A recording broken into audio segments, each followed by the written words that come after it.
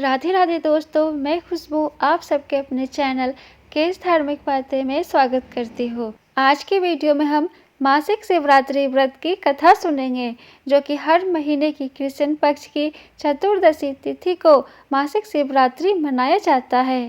पौराणिक मान्यताओं और शिव पुराण के अनुसार जो कोई व्यक्ति भगवान शिव जी की पूजा अर्चना करता है तथा उनको प्रसन्न करने के लिए व्रत रखता है तो भोलेनाथ भगवान उसकी सभी मनोकामनाएं पूर्ण करते हैं।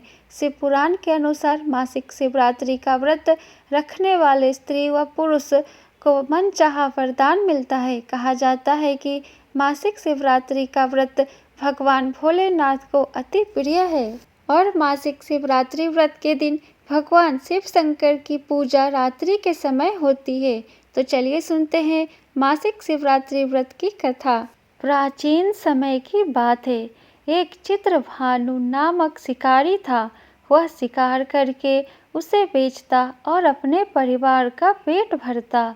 वह उसी नगर के एक साहूकार का कर्जदार था और आर्थिक तंगी के कारण समय पर उसका ऋण नहीं चुका पा रहा था, जिससे साहूकार को गुस्सा आ गया और शिकारी चित्रभानु को शिव मठ में बंदी बना लिया।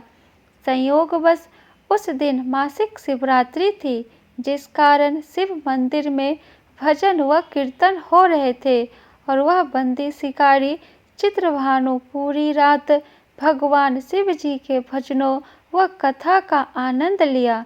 सुबह होते ही साहूकार ने उसे अपने पास बुलाया और ऋण चुकाने के लिए कहा।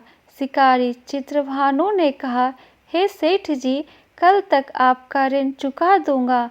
उसका यह वचन सुनकर सेठ जी ने उसे छोड़ दिया, जिसके बाद शिकारी शिकार के लिए जंगल में चला गया, किंतु पूरी रात बंदी गृह में भूखा व प्यासा होने के कारण वह थक गया और व्याकुल हो गया और इसी प्रकार वह शिकार की खोज में बहुत दूर तक आ चुका था और सूर्यास्त होने लगा तो उसने सोचा, आज तो रात जंगल में ही बितानी पड़ेगी। ऊपर से कोई शिकार भी नहीं कर पाया जिससे बेचकर सेठ जी का ऋण चुका देता। यह सोचकर वह एक तालाब के पास पहुंच गया और भर पेट पानी पिया, जिसके बाद वह बेल के पेड़ पे चढ़ गया, जो कि उसी तालाब के किनारे था। उसी बेलपत्र के पेड़ के नीचे शिवलिंग की स्थापना हो रही थी, किंतु वह पूरी तरह बिल्व की पत्तियों से ढका होने के कारण उस शिकारी को दिखाई नहीं दिया। शिकारी चित्रभानु पेड़ पे बैठने के लिए बिल्व पत्र की टहनियाँ व पत्ते तोड़कर नीचे गिराया। संयोगवश वह सभी टहनियाँ व पत्ते भगवान शिवलिंग पर गिरते रहे और शिकारी चित्रभानु रात्रि से लेकर पूरे दिन भर का भूखा प्यासा था और इसी प्रकार उसका मासिक शिवरात्रि का व्रत हो गया। कुछ समय बाद उस तालाब पर पानी पीने के लिए एक गर्भवती हिरनी आई और पानी पीने लगी। हिरनी को देखकर शिकारी चित्रभानु ने अपने धनुष तीर चढ़ा लिया और छोड़ने लगा, तो गर्भवती हिरनी बोली, तुम धनुष तीर मत चलाओ, क्योंकि इस समय मैं गर्भवती हूँ और तुम एक साथ दो जीव की हत्या नहीं कर सकते, परंतु मैं जल्द ही प्रसव करूँगी, जिसके बाद मैं तुम्हारे पास आ जाऊँगी, तब तुम मेरा शिकार कर लेना। उस हिरनी की बात सुनकर चित्रभानु ने अपने धनुष को ढीला कर लिया। इतने में वह हिरनी झाड़ियों में लुप्त हो गई।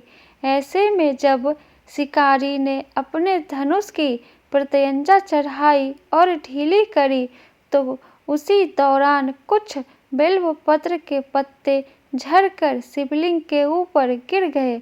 ऐसे में शिकारी के हाथों से प्रथम पहर की पूजा भी हो गई।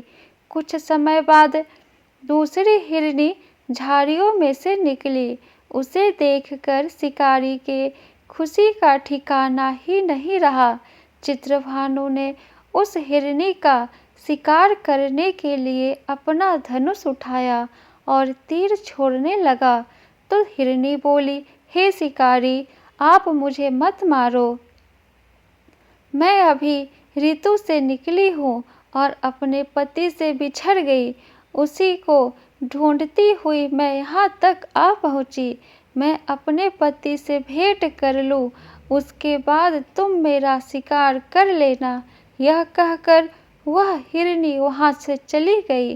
शिकारी चित्रभानु अपना 2 बार शिकार खोकर बड़ा दुखी हुआ और चिंता में पड़ गया कि प्रातः सेठ जी का ऋण कहाँ से चुकाऊंगा। जब शिकारी ने दूसरी हिरनी का शिकार करने के लिए धनुष पर प्रत्यंचा चढ़ाई तो कुछ बिल्व पत्र के पत्ते झड़कर शिवलिंग के ऊपर गिर गए। ऐसे में पूजा का दूसरा पहर भी संपन्न हो गया। ऐसे में अर्धरात्रि बीत गई और कुछ समय बाद एक हिरनी अपने बच्चों के साथ तालाब पर पानी पीने के लिए आई। चित्रभानु ने जरा सी देरी नहीं की और धनुष पर प्रत्यंचा चढ़ाई और तीर छोड़ने लगा। इतने में वह हिरनी बोली, हे शिकारी, आप मुझे अभी मत मारो। यदि मैं मर गई तो मेरे बच्चे अनाथ हो जाएंगे।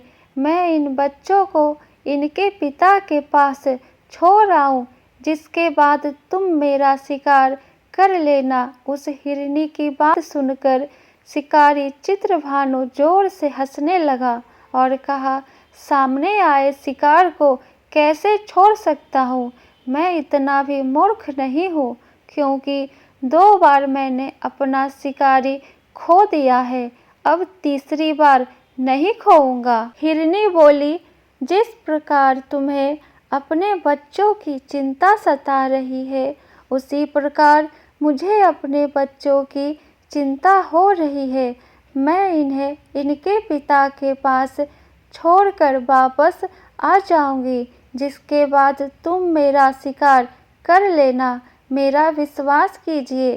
शिकारी राज, हिरनी की बात सुनकर शिकारी का दया आ गई और उसे जाने दिया। ऐसे में शिकारी के हाथों से तीसरे पहर की पूजा भी हो गई। कुछ समय बाद एक मृग वहां पर आया। उसे देखकर चित्रभानु ने अपना तीर धनुष उठाया और उसके शिकार के लिए छोड़ने लगा तो वह मृग बड़ी नम्रता पूर्वक बोला, हे शिकारी, यदि तुमने मेरे 3 पत्नियों और छोटे बच्चों को मार दिया तो मुझे भी मार दो, क्योंकि उसके बिना मेरा इस दुनिया में कोई नहीं है। यदि तुमने उनको नहीं मारा है तो जाने दो, क्योंकि मैं उन 3 हिरनियों का पति हूँ और वो मेरी ही तलाश कर रही है। यदि मैं उन्हें नहीं मिला तो वो सभी मर जाएंगे। मैं उन सभी से मिलने के बाद तुम्हारे पास आ जाऊंगा, जिसके बाद तुम मेरा शिकार कर सकते हो। उस मृग की बात सुनकर शिकारी को पूरी रात का घटना चक्र समझ आ गया और उसने पूरी बात उस मृग को बता दी।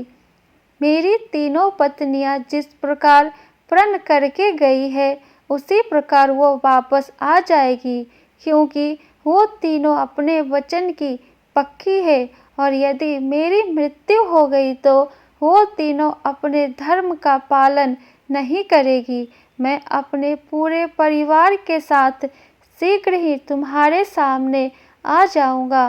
कृपा करके अभी मुझे जाने दो। शिकारी चित्रभानु ने उस मृग को भी जाने दिया। इस प्रकार प्रातः हो गई। उपवास, रात्रि जागरण तथा शिवलिंग पर बेलपत्र चढ़ाने से अनजाने में ही पर शिवरात्रि की पूजा पूर्ण हो गई और अनजाने में ही की गई पूजन का परिणाम उसे तत्काल मिला। शिकारी का हिंसक हृदय निर्मल हो गया, उसमें भगवत शक्ति का वास हो गया। थोड़ी ही देर बाद वह मृग सपरिवार शिकारी के समक्ष उपस्थित हो गया ताकि वह उनका शिकार कर सके, किंतु जंगली पशुओं की ऐसी सत्यता, सात्विकता एवं सामूहिक प्रेम भावना देखकर शिकारी को बड़ी ग्लानि हुई। उसने मृग परिवार को जीवन दान दे दिया। अनजाने में शिवरात्रि के व्रत का पालन करने पर शिकारी को मोक्ष और शिवलोक की प्राप्ति हुई। ऐसी महिमा है मासिक शिवरात्रि व्रत की। तो प्रेम से बोलो शिव शंकर भोलेनाथ की जय, माता गौरी की जय, शिव गौरी गणेश की जय। वीडियो पसंद आया हो तो वीडियो को लाइक कर दे और ऐसे ही वीडियो देखने के लिए चैनल को सब्सक्राइब करके बेल आइकन को ऑन कर ले, जिससे मेरी अगली आने वाली वीडियो की नोटिफिकेशन सबसे पहले आपको मिले। तो फिर मिलती हूँ आपसे नेक्स्ट वीडियो में। जय श्री राधे, जय भोलेनाथ।